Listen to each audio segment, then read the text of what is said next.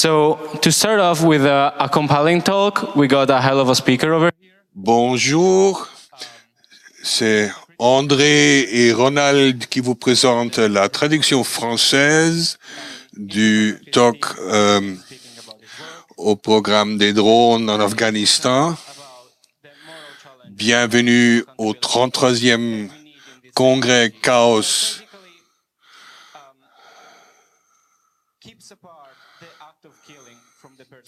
Bon, le problème, la structure du système, c'est que dans les programmes de drones,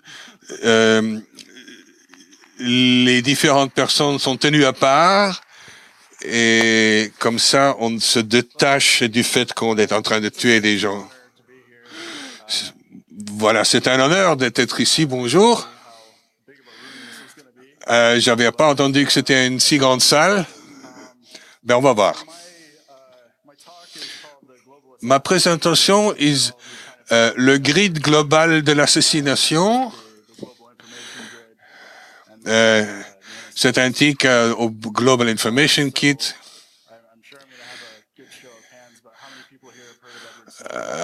Combien de gens ont entendu du Edward Snowden? OK. Ben, mieux que d'habitude.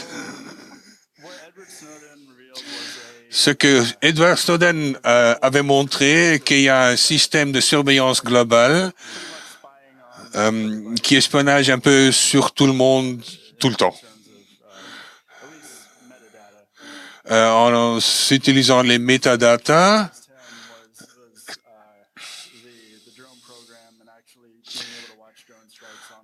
et ce qui les fascinait, c'est que ce qu'on pouvait voir comment le drone attaquait sur l'ordinateur dans son bureau. Ce que je veux vous présenter aujourd'hui, c'est le côté de surveillance qu'on s'en sert pour assassiner les gens et comme ça c'est dépersonnalisé.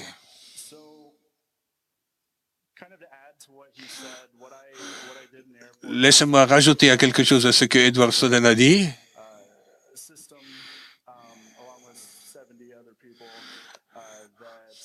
C'est un système où il y avait au-delà de 70 personnes qui créent les différentes structures sur le champ de bataille. Ça couvre en Afghanistan une surface de 240 000 milles carrés. Il y a des avions personnalisés, ravitailleurs, des rafales.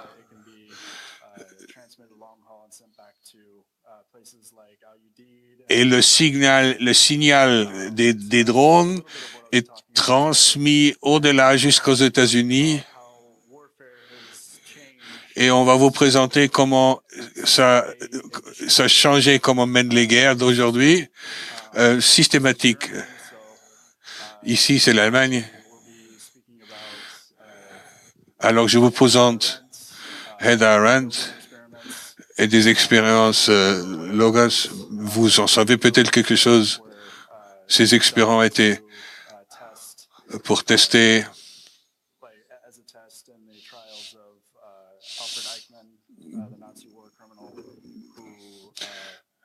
qui étaient testés dans le système de Adolf Eichmann, qui était lui, il avait donné l'ordre, il n'a jamais touché une personne lui-même.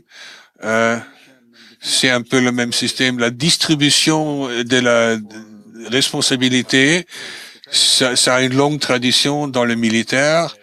Ça dure son temps. La question finale qui est responsable est très difficile à poser parce qu'il y a une longue chaîne de commandes. Aujourd'hui, c'est devenu beaucoup plus technique et il y a beaucoup plus qui se passe aujourd'hui. Mais une des choses que je voulais montrer quand j'ai commencé avec un clip qui s'appelle National Bird, c'est là où les 3 autres whistleblowers avaient décidé de parler ou de lever leur voix. C'est une bonne représentation, ce que des gens sur place expérimentent autant que les whistleblowers dans le système même.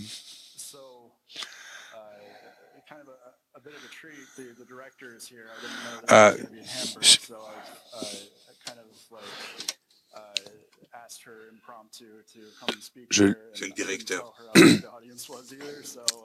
L'audience était là.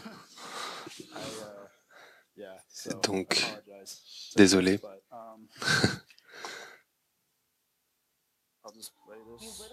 Je vais lire cette vidéo.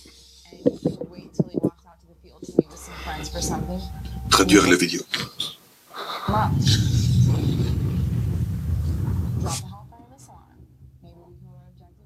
Mais peut-être qu'on atteint notre objectif, peut-être qu'on tue la personne qui était notre objectif. La première fois que je suis rentré dans les militaires, je pensais que je serais du bon côté de l'histoire, mais maintenant je me rends compte que je ne l'étais pas.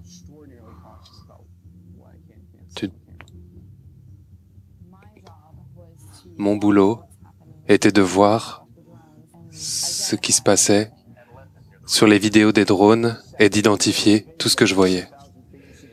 Quand on est à 10 000 pieds d'altitude, on voit une image et on pense savoir ce qui se passe, mais on ne sait pas ce qui se passe, on voit une image. Ensuite, on voit quelqu'un mourir parce qu'on pense que c'était une bonne idée de le tuer. Il n'y a pas forcément de menace. Et on perd le contrôle.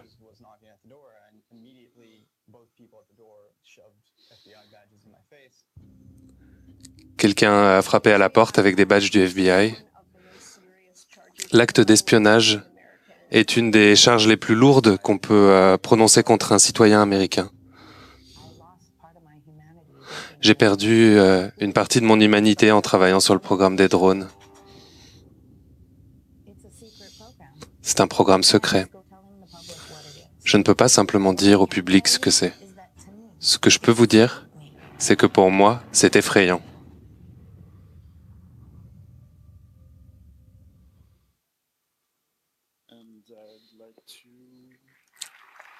Applaudissements.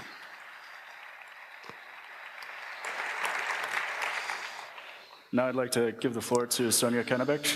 j'aimerais introduire Sonia Karabek, directrice de National Bird, réalisatrice. Pas intentionnelle.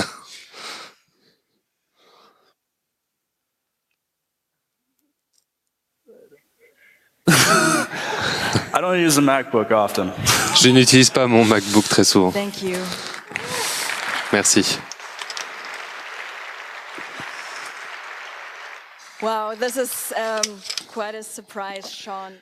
C'est une surprise, Sean. Merci beaucoup de m'avoir invité ici. C'est vraiment une surprise. La raison pour laquelle Sean m'a demandé de participer à sa présentation, c'est parce que j'ai travaillé avec des lanceurs d'alerte et surtout des lanceurs d'alerte contre la sécurité nationale. Donc, pendant la production du film National Bird, qu'on tease un peu dans le trailer, le film a commencé à être une recherche contre le programme de drones, mais également sur les coûts d'être un lanceur d'alerte. Pendant la production du film, les trois avaient encore des accès top secrets, comme Sean. Le bureau des forces spéciales de l'US Air Force a essayé donc d'intimider et de réduire au silence un des lanceurs d'alerte, Heather. Ils ont contacté sa famille pendant la production du film et je n'ai pas entendu parler d'elle pendant 1 an. Elle a publié un article sur Guardian.com et l'Office de la sécurité de l'US Air Force est venu nous voir, est venu voir sa famille en disant qu'elle travaillait avec des terroristes et qu'elle devait réduire son profil sur les réseaux sociaux et vraiment l'intimider et lui faire peur. Ce qu'ils ont réussi à faire. Heureusement, à ce moment-là, elle était déjà représentée par un des avocats responsable pour les lanceurs d'alerte, qui est également un avocat qui a travaillé avec Snowden.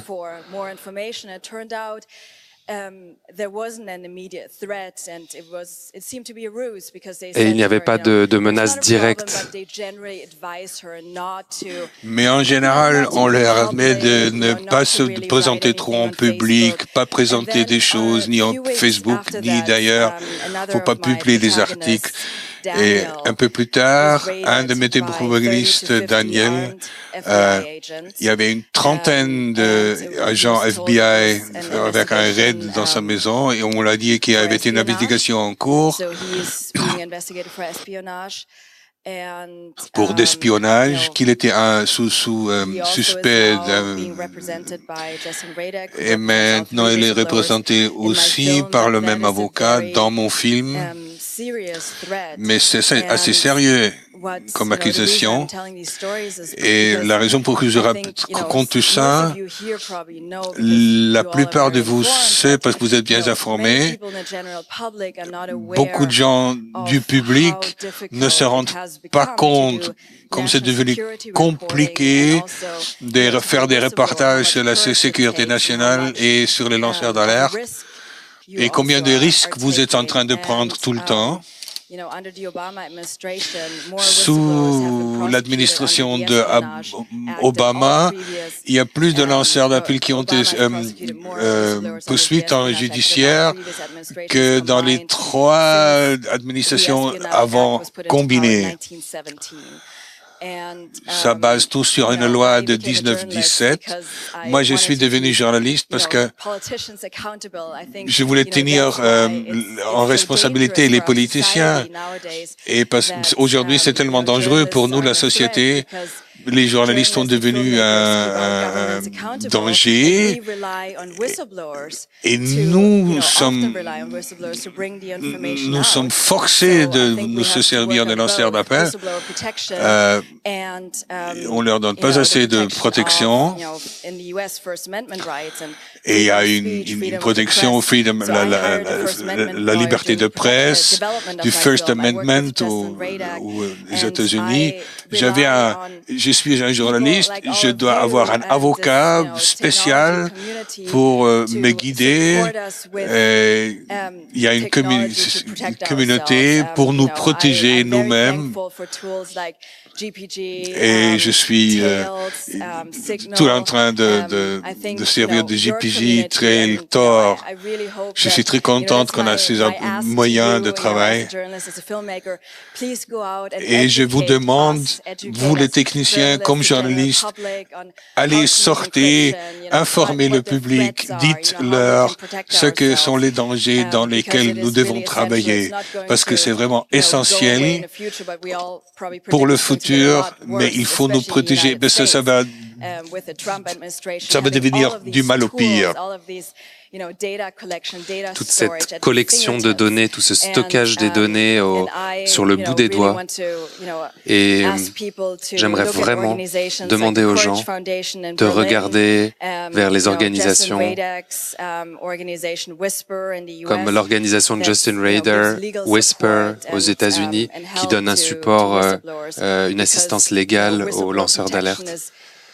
La protection des lanceurs d'alerte est très importante. Il y a toujours un risque, toujours des risques, et ça demande beaucoup de courage.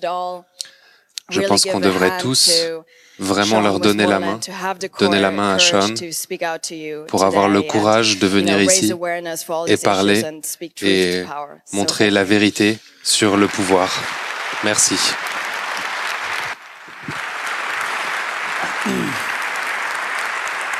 Continue. Je regarde 5 minutes.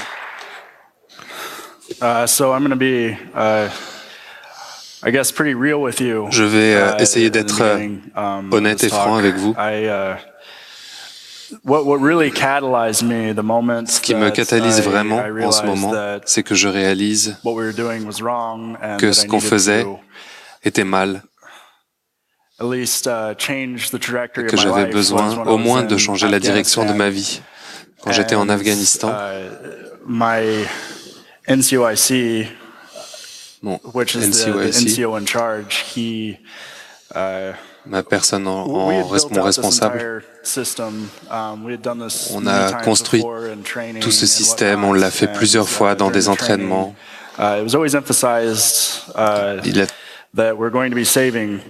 toujours insisté sur le fait qu'on allait sauver des gens, qu'on allait sauver les troupes américaines, des troupes de la coalition. Et on ne parlait pas vraiment de l'autre côté, on ne parlait pas des ennemis. Bien sûr, en allant en Afghanistan, tout ce training devenait réel. Et quelque chose comme un job technique que tu fais pour supporter les troupes au sol, c'est un support vital. Mais quand on y pense,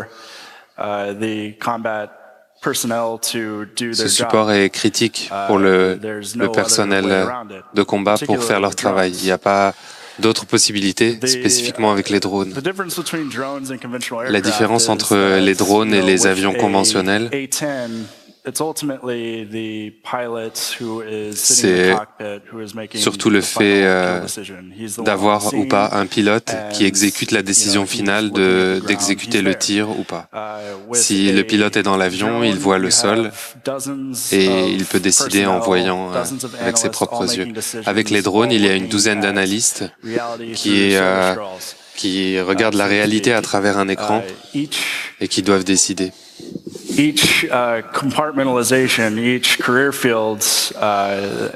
Chaque compartimentalisation, chaque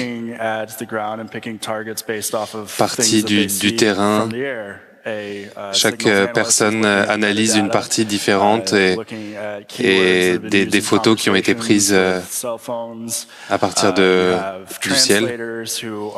Il y a des traducteurs qui écoutent les appels téléphoniques, des analystes géospatiaux qui analysent le terrain, des coordinateurs de mission qui analysent toutes les informations récoltées et analysées. Et le pilote qui prend la décision, qui exécute la décision finale de tuer.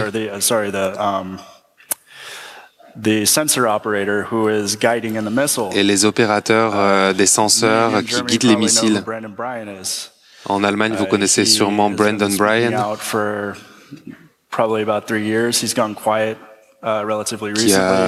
qui a été actif pendant près de 3 ans, qui est un peu plus calme aujourd'hui pour des raisons personnelles. Ce qu'il a fait, c'est qu'il guidait les missiles jusqu'à leur cible. Ce qui prend 12 à 15 secondes, ça dépend de l'altitude. Et le pilote est celui qui appuie sur la gâchette. Dans tout ce système, la décision de tuer est faite par plusieurs personnes, plusieurs groupes de personnes. Je vais parler de toutes ces barrières cognitives, structurelles et équipementières.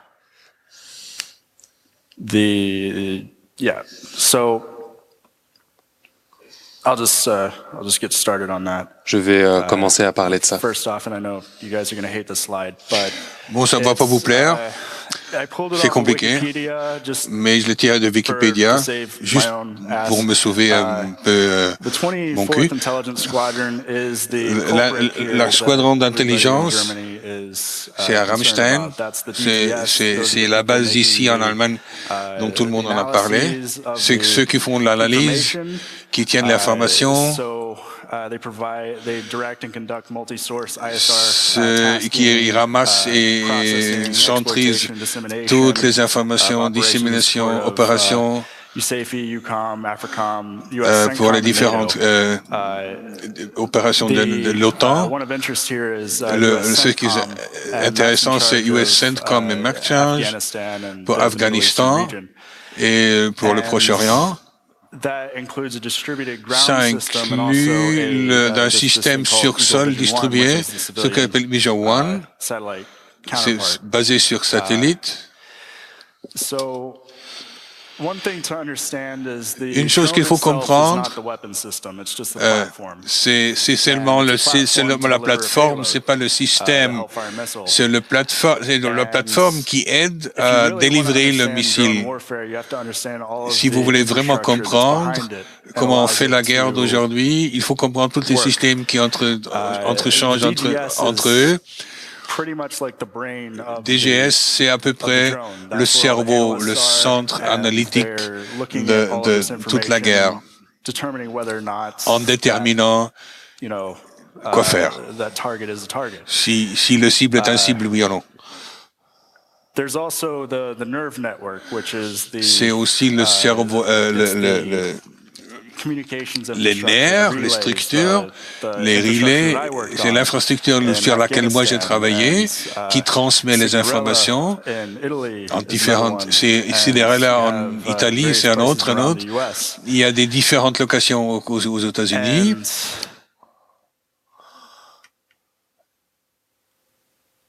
So I went to the German Parliament, the Bundestag, a couple of months ago. J'allais au Parlement allemand, au Bundestag, il y a quelques mois, et j'ai présenté la pétition pour arrêter la transmission des communications à Rammstein. Je l'avais présenté comme une violation de loi internationale parce que l'Allemagne n'est pas en état de guerre avec quiconque. Elle n'a pas suivi le procès de déclaration de guerre internationale. Donc elle n'est pas en guerre. Et j'ai essayé de faire comprendre ça à la population allemande parce que peut-être l'Allemagne c'est plus important que les gens aux États-Unis. Peut-être qu'en Allemagne on pourra plus créer de résistance. Donc c'est probablement beaucoup plus simple de appuyer un peu de plus sur les Allemands avec Rammstein qu'aux États-Unis.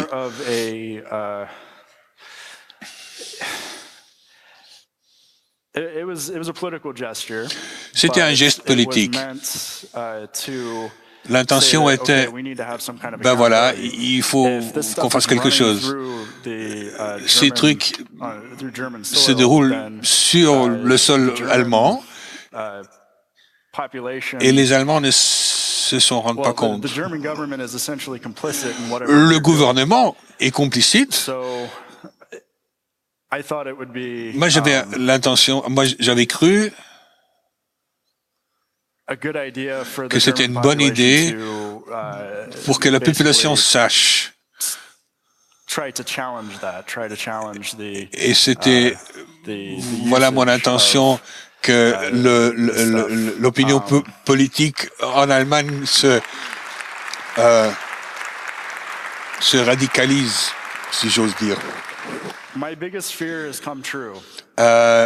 La plus grande peur est devenue réalité.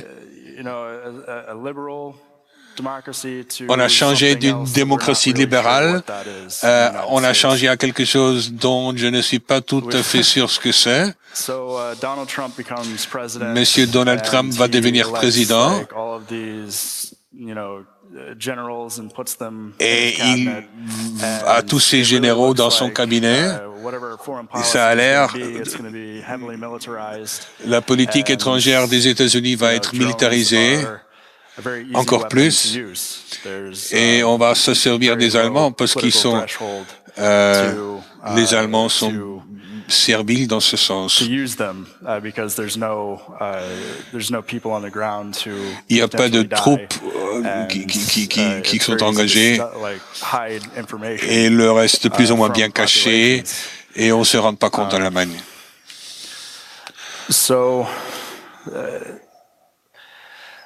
Another piece of what I worked on was Un autre truc sur lequel j'avais travaillé, j'avais créé la connexion sur la Battlefield Communications, et c'est un bridge node, donc c'est un point de connexion, un sort de transmetteur, un relais. And what it allowed for was for basically a special forces operative on a cell phone to talk to somebody, a pilot of an A-10. C'était un système qui permettait à un type en bataille de parler par GSM avec un pilote d'avion de combat ou avec les opérateurs des drones et pour envoyer des informations retour à nous ground-based stationary satellites with higher bandwidth par des satellites et basés sur des différentes positions. The common misconception is la déconception que le drone prend le signal et le transmet direct à Ramstein, c'est pas vrai. Il y a toute une infrastructure pour transporter à large bande toutes ces communications. RF. So we called the Bacon system the Wi-Fi in the sky. On appelait ça le Wi-Fi dans le ciel, ce système. C'est un précurseur à la guerre gérée par des réseaux, où on a des points de relais à haute altitude, des drones de combat et des avions de reconnaissance qui travaillent ensemble pour choisir des cibles et transférer les informations. Nous ne sommes pas le seul pays à faire ça. On travaille sur les drones en Inde, en Chine, les Anglais, les Israéliens et les Allemands aussi commencent à avoir des drones. C'est ouvrir une boîte de Pandore de potentiel de la guerre du futur sur la guerre du futur. Les systèmes de bombardement de l'armée anglaise ont développé un drone qui est capable de choisir une cible, choisir et identifier une cible correctement et gérer toute la chaîne de décision jusqu'au tir jusqu'à l'exécution du tir.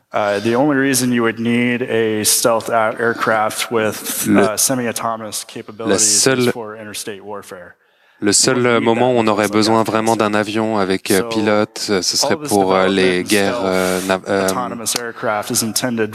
aériennes. Toutes ces guerres ont pour but de développer les nations et le pouvoir des nations, comme la Russie, la Chine. Ce sont des choses auxquelles il faut faire attention et être au courant.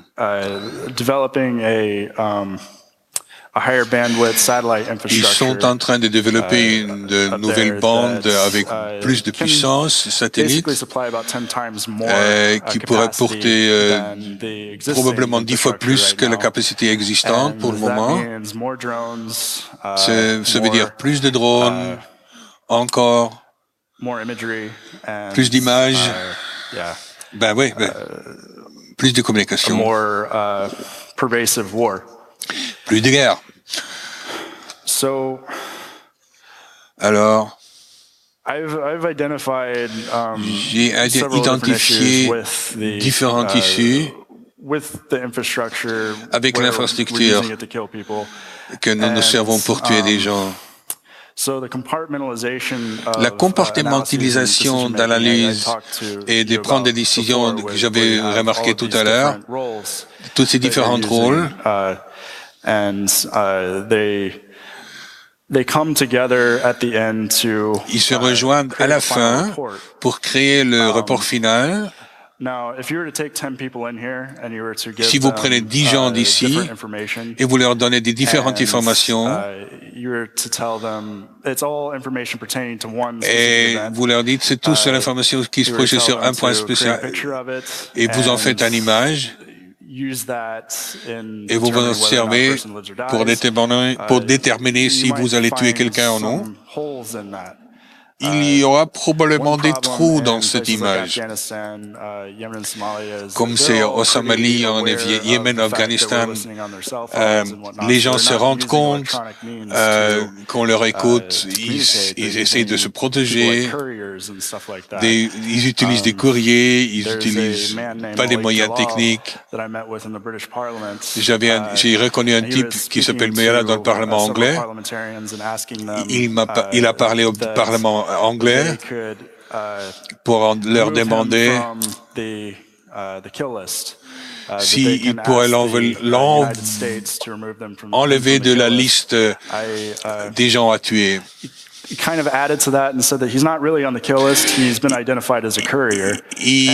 n'est pas vraiment sur la liste, il a été identifié comme courrier. C'est la Northern Vietnam Peace Coalition.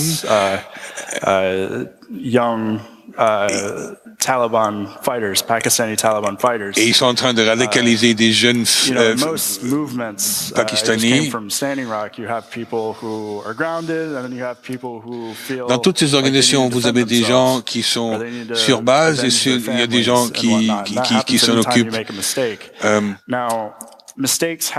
Si vous faites des fautes,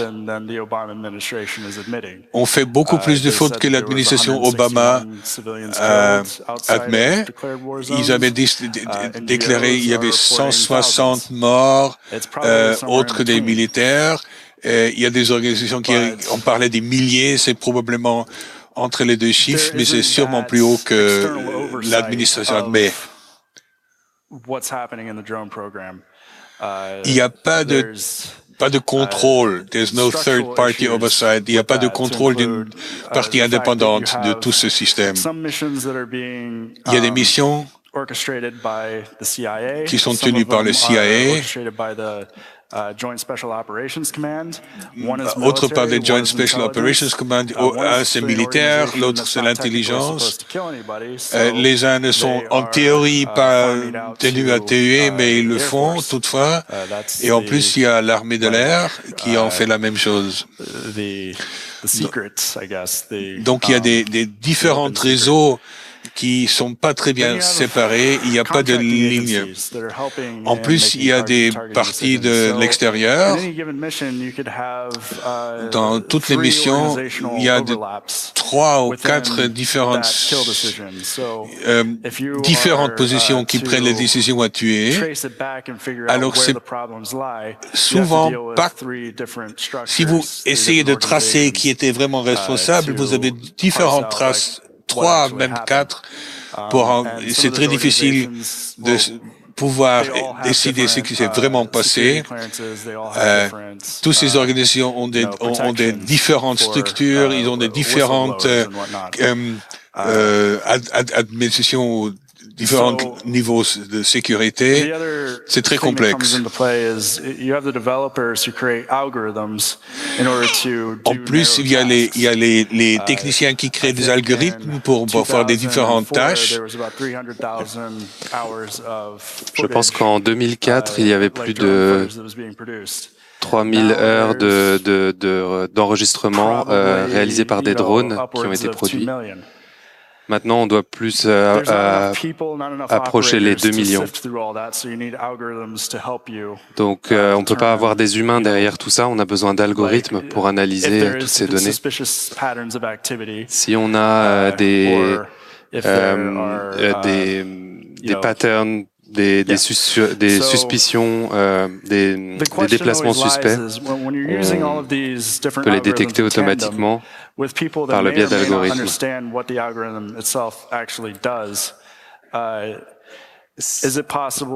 Si les gens ne sont pas assez compétents pour comprendre ce que l'algorithme fait ou ne fait pas, s'il est possible qu'il y ait des limites qui ne sont pas congruentes avec la réalité qui est présentée. Par exemple, si on veut viser quelqu'un qui a un chapeau violet et qui se déplace de gauche à droite,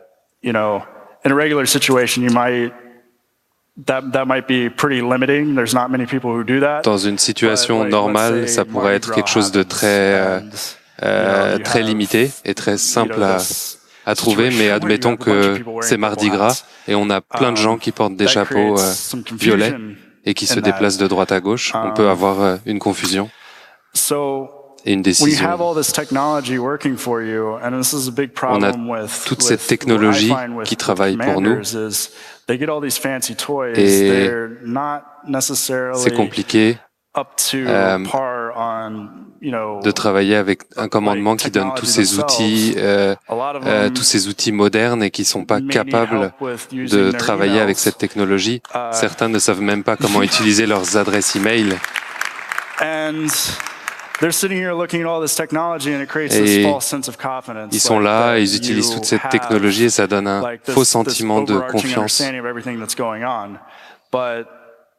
Cette hiérarchie qui nous donne l'impression de comprendre ce qui se passe. Mais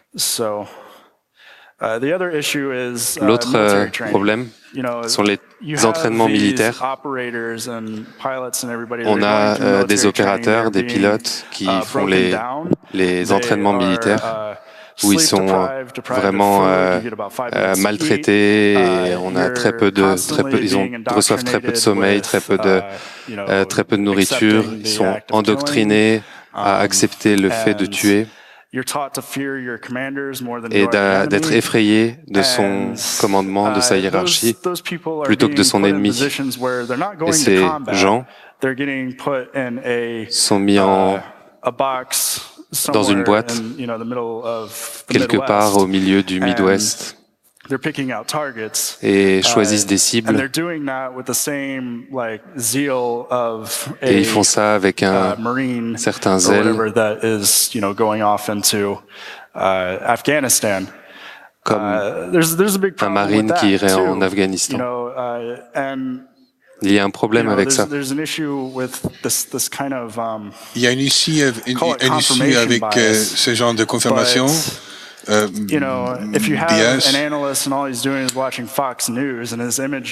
vous avez un analyste et tout ce qui regarde, c'est Fox News. Et tous les gens qui font partie dans le même bubble, dans le même réseau de pensée, ça prend peu de temps pour les radicaliser. Ils vont pas regarder les gens sur Terre, sur le champ de bataille avec humanité.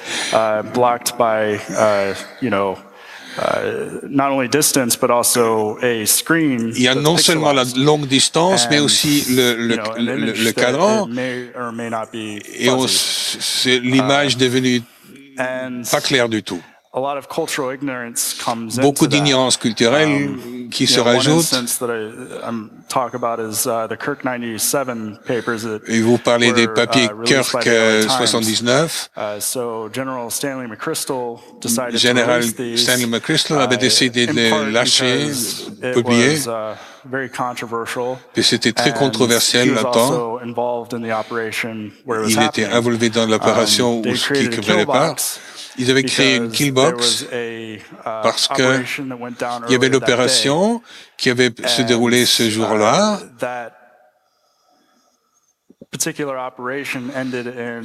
Cette opération avait terminé, tué 23 civils et 4 enfants, donc 30 personnes dans le convoi. Et parce que ça avait l'air d'être quelque chose de différent et par le manque d'entraînement, le fait que c'est dans une killbox, il n'y avait pas besoin d'approuvement d'un commandement. Ils pourraient se décider eux-mêmes. Ils étaient non expérimentés. Ils n'avaient pas beaucoup d'expérience. Et donc, comme ça, c'est vrai qu'on a tué tous ces gens innocents. ça peut que ça existe, que ça arrive plus de temps, c'est de ne pas le reporter, nous ne savons pas.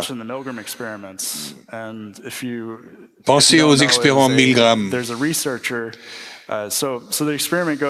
L'expériment va tellement.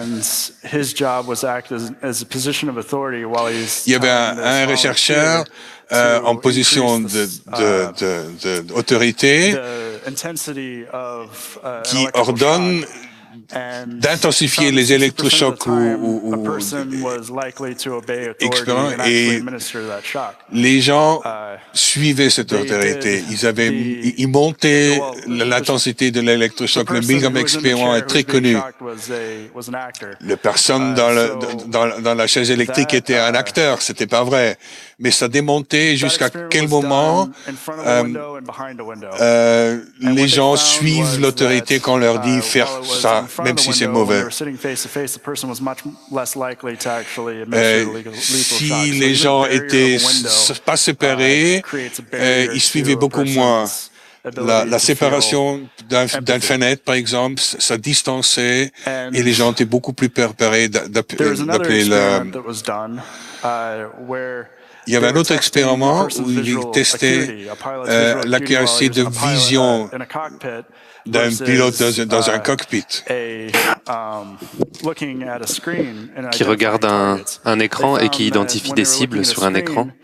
Et il trouve que en regardant sur l'écran, il y a beaucoup plus de faux positifs à identifier sur les cibles. Donc, l'acuité visuelle d'une personne est bien meilleure qu'un écran pixelisé. Cette barrière supplémentaire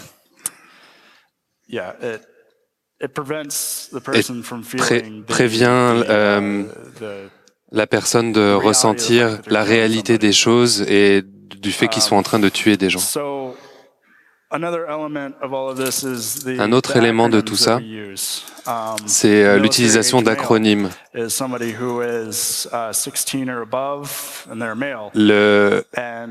Les militaires sont des hommes d'une soixantaine d'années. Ce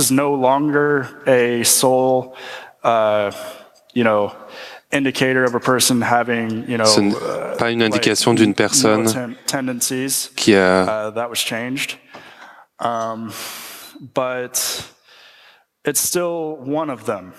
Mais c'est toujours l'un d'entre eux.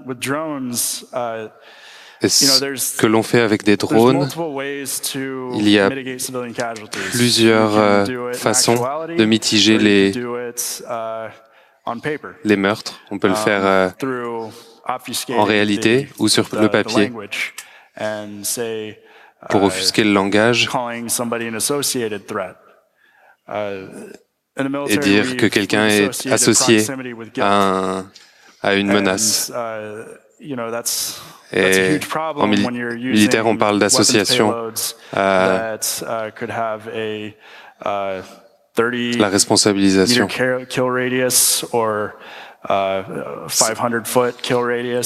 C'est un problème quand on a des armes qui peuvent avoir un rayon d'explosion de 500 pieds.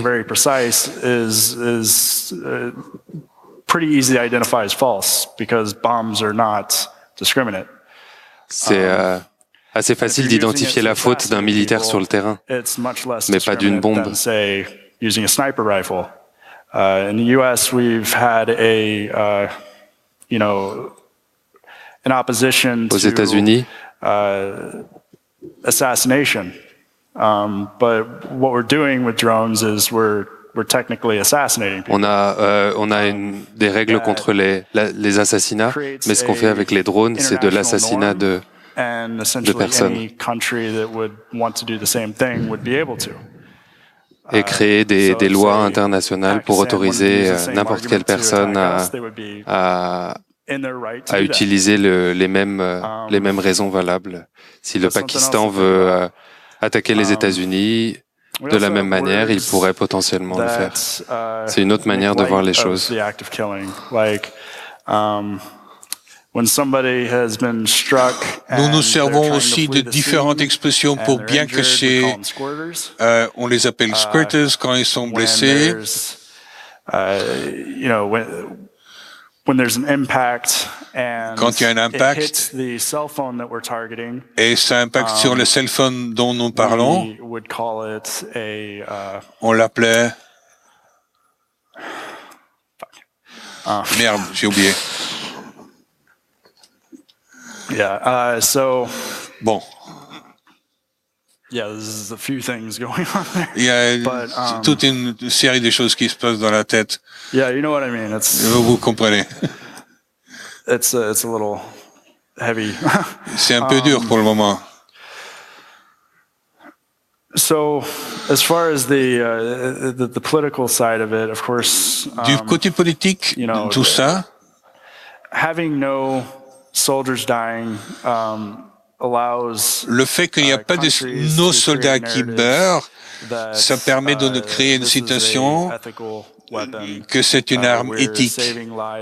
Nous sauvons la vie de nos troupes ou les vies de nos troupes et sur le sol. Mais le fait, c'est pas vrai. On a des civils qu'on le tue. Les gens sont des cibles. Les gens qui habitent à côté, ils savent ou ils savent peut-être pas que les gens est coupable ce que nous ciblons.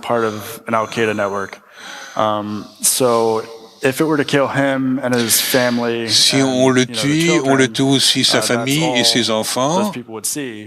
C'est tout ce que les gens voient. On leur donne pas le narratif que c'était un commandant de Al-Qaïda. Ils le voient qu'on tue toute la famille.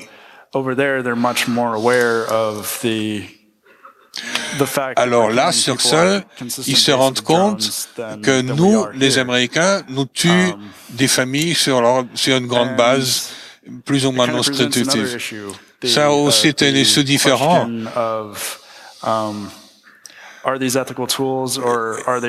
Est-ce que ça c'est éthique ou c'est terroriste? Pour eux, c'est pas éthique. C'est tout à fait un sentiment humain.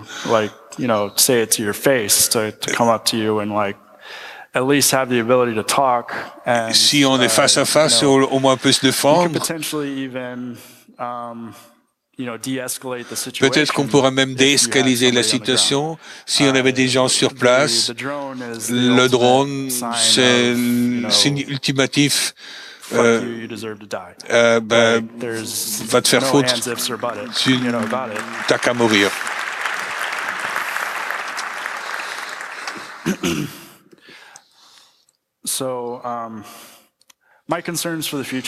Mes craintes pour l'avenir. Je ne sais pas combien de personnes ici sont au courant du hacking du drone RQ-170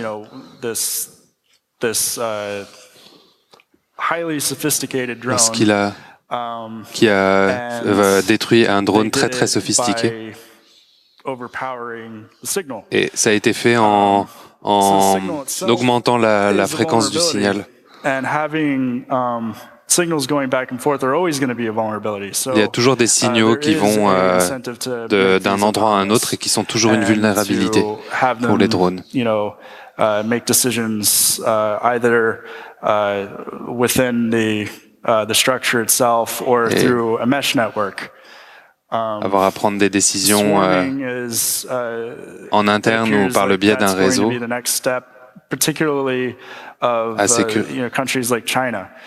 ce sera un des challenges de pays comme la Chine.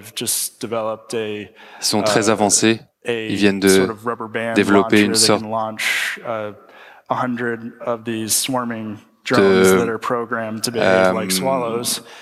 de bande capable de lancer une centaine de drones pour surveiller toute une zone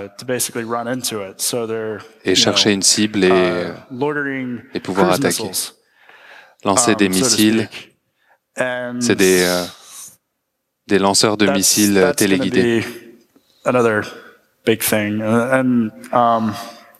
I don't know how many of you are aware of the stem nodes and Je ne the sais pas neural networks that combien de they're trying to personnes develop for prosthesis. sont au courant du A lot of this technology that's coming out has système dual de purpose, like stem the node et de military, réseau neuronal side of it.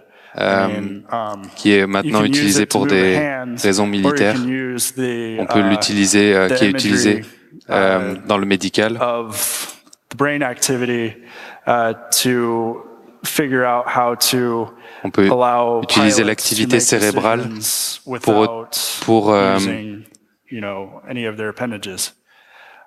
autoriser les pilotes à prendre des That's the décisions next step we need to be looking out for.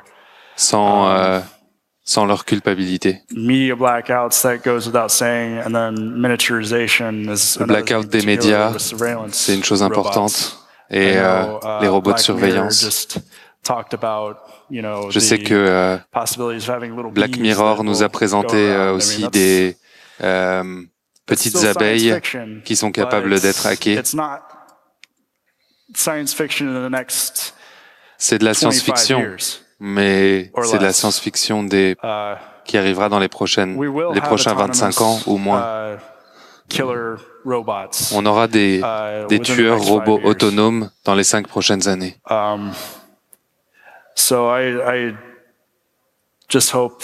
Donc j'espère que vous êtes tous conscients de ça et que les lanceurs d'alerte, les hackers, les personnes responsables des droits de l'homme peuvent travailler ensemble sur des problèmes comme ceci afin qu'on puisse les approcher sous plusieurs dimensions.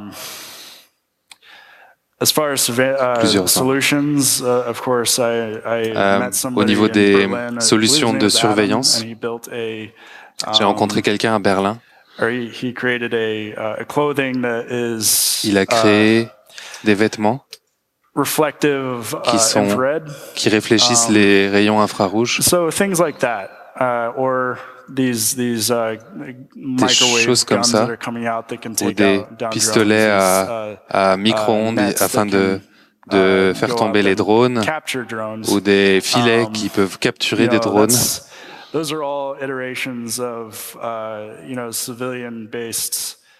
Tout ça sont des actions réalisées par des civils pour possiblement faire tomber les drones.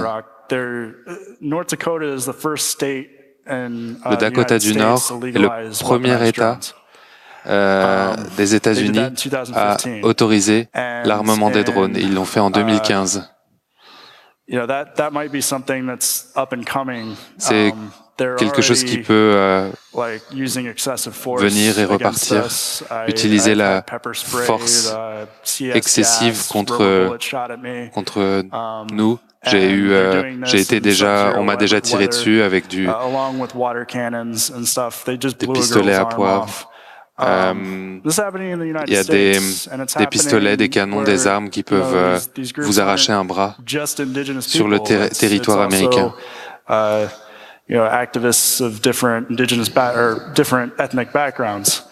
Ça peut être simplement des activistes avec différents backgrounds ethniques, mais pas des terroristes. Ils s'en fichent.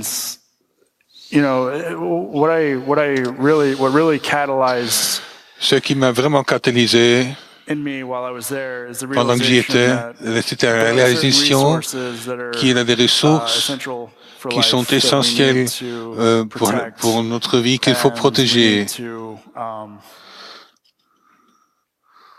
Nous devons être préparés de nous mettre nous-mêmes en ligne et nous admettons notre conscience et ne pas accepter. Et il faut une barrière. Il faut ériger les barrières à eux, contre eux.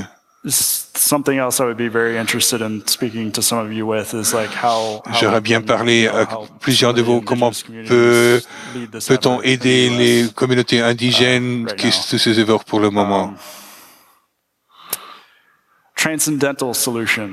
La solution transcendantale, c'est le terminus que j'aime. negotiated solutions. Vous avez une solution négociée. Predicated on one person getting the benefit over the other, or you have solutions that are mediated. C'est soit vous avez une personne qui gagne sur l'autre, ou vous médiez, de l'autre côté vous médiez, vous négociez une solution qui sert tous les deux côtés. Moi, j'aimerais que les gens se focus sur cette deuxième possibilité. Ben voilà. Si vous avez des questions, maintenant c'est le moment à les poser. Sonia, grab a microphone. Bon, alors Sonia, prends ton mic.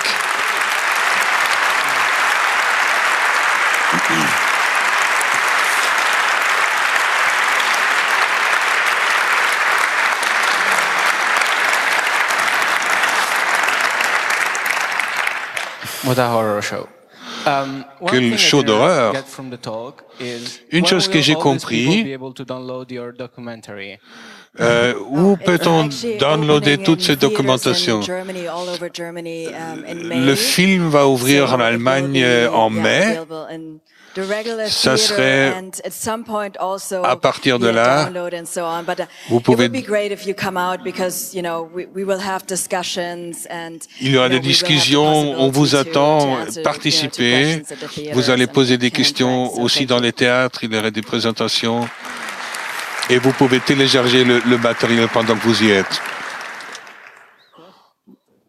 First, thank you for the talk and for your work. D'abord, merci pour la présentation. Je pense que tu as oublié une chose. Tous ces designs veulent tuer quelqu'un.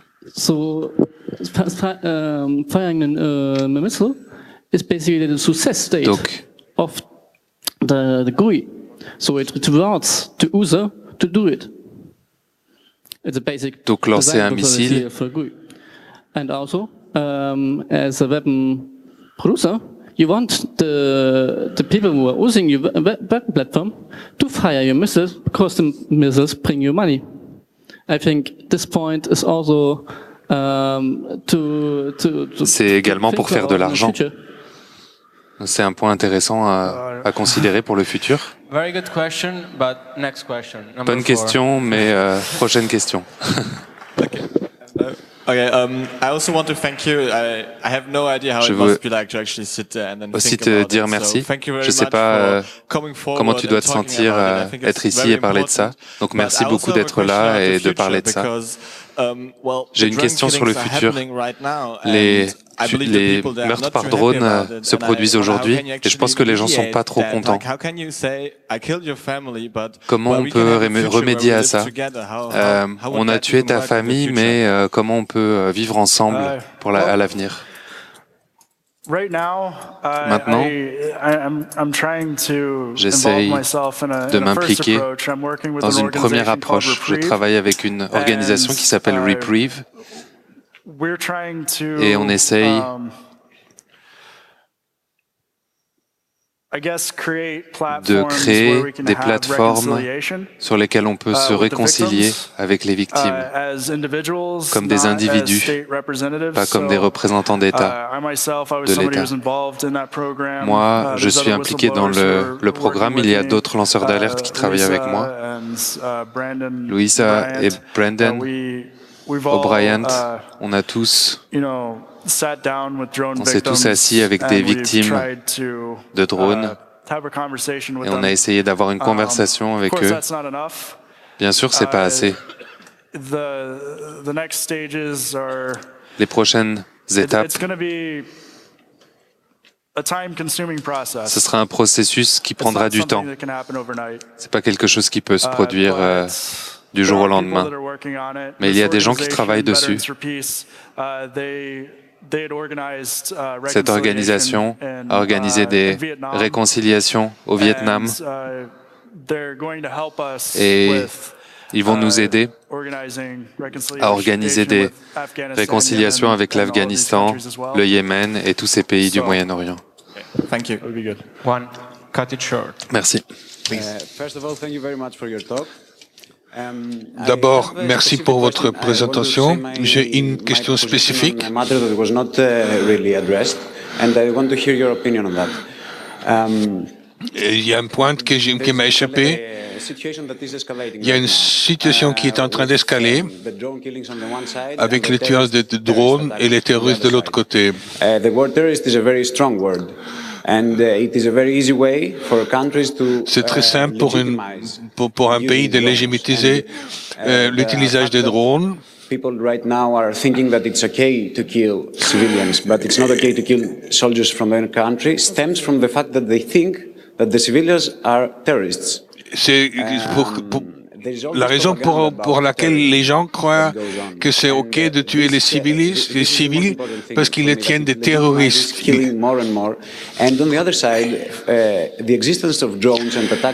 Et l'existence des drones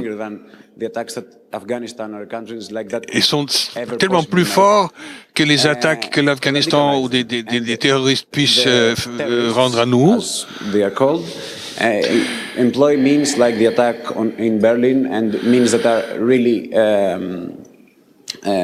c'est comme les attaques à Berlin, c'est radicalisé et c'est la seule raison pour laquelle comme ils puissent répondre. Mon point c'est, dites-moi votre opinion, comment peut-on changer ça?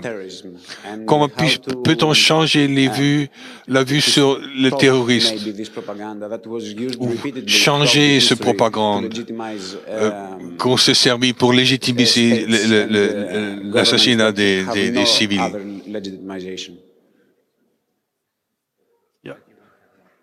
No, it's okay. We need to create counter-narratives.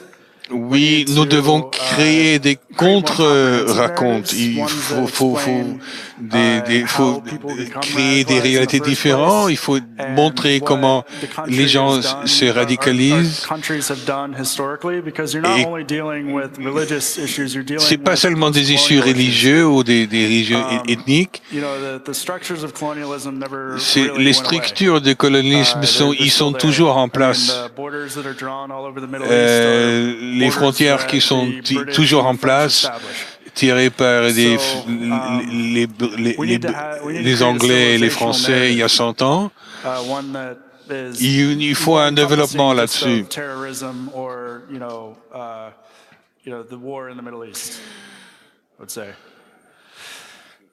Sorry, I have to cut it off. Il faut couper. Didn't have to. So, thanks. Donc, c'était Ronald et André à la traduction. Merci. Merci.